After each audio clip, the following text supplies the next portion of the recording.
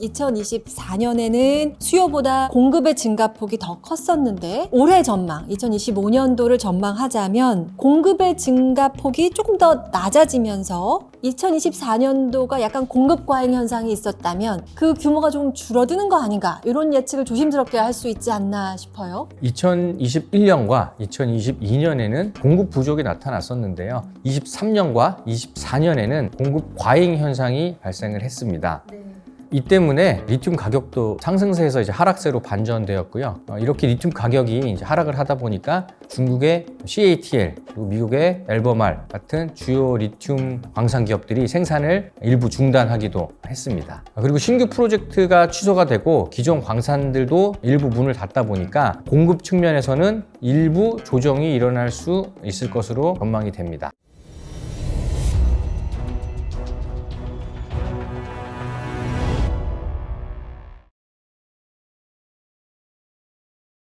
안녕하세요. 아나운서 최현정입니다. 2024년에 전기차 성장이 둔화되는 캐즘 현상이 일어나면서 글로벌 리튬 시장도 어려움을 겪었습니다. 사실 2022년에는 리튬 가격이 크게 상승했었는데 캐즘 현상의 영향으로 리튬의 가격도 많이 하락했습니다. 2024년 한 해 동안 글로벌 리튬 시장에는 어떤 흐름이 있었는지 궁금해지는데요. 그래서 총 정리하는 시간을 마련해 보았습니다. 먼저 도움 말씀 주실 전문가를 소개합니다. 포스코 경영연구원 박재범 수석연구원을 소개합니다. 어서 오세요. 안녕하세요. 포스코 경영연구원 박재범입니다. 먼저 글로벌 리튬 시장의 규모부터 한번 알아보죠. 2024년에 리튬이 얼마나 생산됐습니까? 네, 2024년 이제 글로벌 리튬 생산량을 탄산 리튬 기준으로 환산해 보면 전년 대비 약 24% 증가한 136만 톤으로 추정이 됩니다.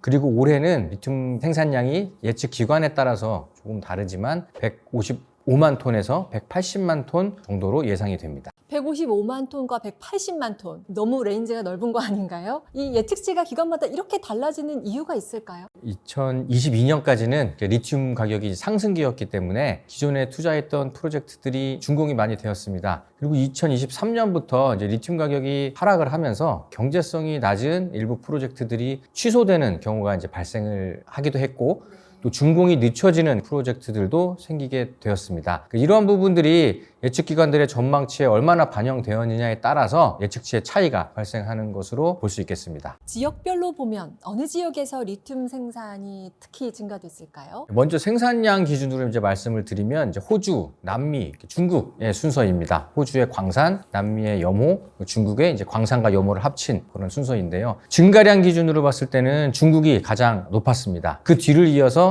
남미 염호에서 약 20% 정도 증가한 36만 톤. 물론 가장 많이 리튬이 생산되는 지역은 호주이고 광석 리튬 기준으로 44만 톤이 생산이 됩니다. 호주 광산과 남미 염호에서 가장 많은 리튬이 생산되는데 이 포스코 그룹의 리튬 사업도 이 지역들과 관련이 높잖아요. 포스코 홀딩스가 아르헨티나와 전남 광양에 이제 리튬 공장을 준공을 했는데요. 포스코 아르헨티나는 옴브레 무에르토 염호에서 리튬을 생산하고 있고, 광양의 포스코 필바라 리튬 솔루션에서는 호주 필바라사의 리튬 원강을 가져와서 수산화 리튬을 생산하고 있습니다. 자, 리튬의 공급 측면을 살펴봤다면 수요를 좀 살펴봐야겠죠. 2024년 리튬 수요량은 얼마나 됩니까? 2023년도 글로벌 리튬 수요량은 약 98만 톤이었는데요. 2024년에는 그보다 21% 증가한 118만 톤으로 추정됩니다. 올해 수요는 전기차 판매량에 따라 이제 다소 좀 차이가 있겠지만 전년도와 비슷한 수준인 21%가 증가해서 143만 톤을 기록할 것으로 예상하고 있습니다. 앞서 전기차가 어떻게 될지에 따라 다르다 이렇게 말씀하신 것처럼 많은 분들이 리튬 하면 전기차를 떠올리십니다. 리튬이 주로 전기차에 쓰인다. 우리가 일반적으로 그렇게 생각하는데 맞습니까? 네, 맞습니다. 사실 리튬이온 배터리는 우리가 항상 가지고 다니는 이 핸드폰에도 이제 들어가 있습니다. 근데 핸드폰에 들어가는 배터리는 크기가 작기 때문에 그 안에 들어가는 리튬의 양도 많지는 않습니다. 하지만 전기차에는 핸드폰보다 훨씬 큰 배터리가 들어가기 때문에 리튬도 이제 많이 필요하게 되는 거죠. 그래서 2024년 리튬 수요량을 수요처별로 나눠서 생각을 해보면 리튬이온 배터리에 사용되는 양이 약 88%에 달합니다. 이 88% 중에서 62%는 차량용 배터리, 그리고 14.4%는 에너지 저장 장치, 그리고 7.6%는 핸드폰 같은 전자기기용 배터리에 사용이 됩니다. 그리고 이제 나머지 12%는 유리, 세라믹, 윤활유 이런 용도로 리튬이 사용이 됩니다. 자, 그렇다면 이 리튬의 수요의 흐름은 전기차 시장의 흐름과 어떤 면에서 같이 갈 수밖에 없겠네요. 예, 맞습니다. 전기차 시장이 커지면서 이제 리튬 수요량도 증가하고 있는 것이고요. 산업별 리튬 수요량을 살펴보시면 이게 잘 나타나 있는데요. 2020년부터 2022년까지 이제 전기차 배터리용 리튬 수요량을 보시면 거의 해마다 2배씩 증가하는 양상을 보여줍니다. 이 시기에 리튬 가격도 급등을 했죠. 하지만 2023년도부터는 전기차 성장세가 다소 둔화되면서 리튬 가격도 많이 어려운 모습을 보여줬습니다. 아직은 조심스럽기는 하지만 2025년도에도 지난해와 비슷한 정도의 리튬 수요 증가폭을 기록할 것으로 예상하고 있습니다. 자, 그러면 지금까지 리튬의 공급과 수요에 대해서 살펴봤는데 설명을 듣다 보면은 2024년에는 수요보다 공급의 증가폭이 더 컸었는데 올해 전망, 2025년도를 전망하자면 공급의 증가폭이 조금 더 낮아지면서 2024년도가 약간 공급 과잉 현상이 있었다면 그 규모가 좀 줄어드는 거 아닌가, 이런 예측을 조심스럽게 할 수 있지 않나 싶어요. 2021년과 2022년에는 공급 부족이 나타났었는데요. 23년과 24년에는 공급 과잉 현상이 발생을 했습니다.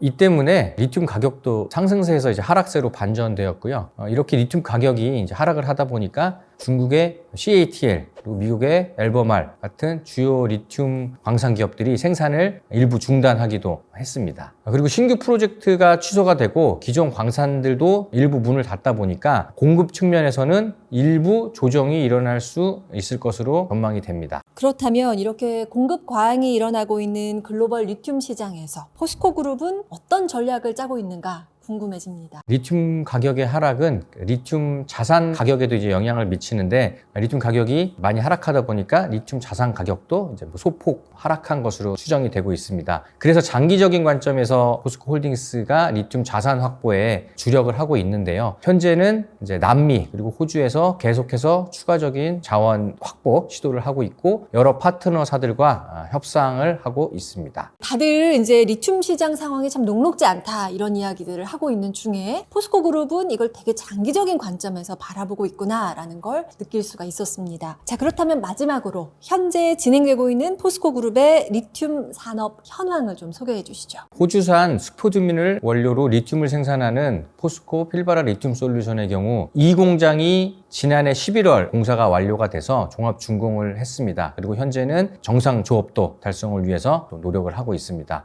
그리고 1공장에서 나오는 리튬은 품질 인증 절차가 완료가 돼서 올해부터는 이미 공급 계약이 체결된 국내 대표 전지사와 소재사, 양극재사에 공급될 예정입니다. 포스코 아르헨티나는 지난해 10월에 이제 준공이 되었고요. 전지사도 배터리 생산 수율을 올리듯이 저희도 리튬 조업도를 올리는 그런 과정이 필요한데 조업도를 올리는 그런 노력을 하고 있습니다. 아울러서 품질 인증 절차를 이제 진행을 하고 있는데요. 올해 하반기부터는 인증 절차를 마무리하고 공급 계약을 체결할 수 있을 것으로 전망이 됩니다. 현재 1단계 25,000톤 공장이 이제 준공이 되었는데 추가로 2단계 25,000톤 공장이 이제 상공정은 아르헨티나에서 그리고 하공정은 전남 광양에서 건설 중입니다. 2단계 또한 올해 하반기에 공사가 마무리될 예정입니다. 네, 말씀 잘 들었습니다. 2024년 글로벌 리튬 시장에 대해서 정리해봤고 25년도 올해의 리튬 시장에 대해서도 함께 전망해봤습니다. 도움 말씀 주신 박재범 수석연구원님께 감사드립니다.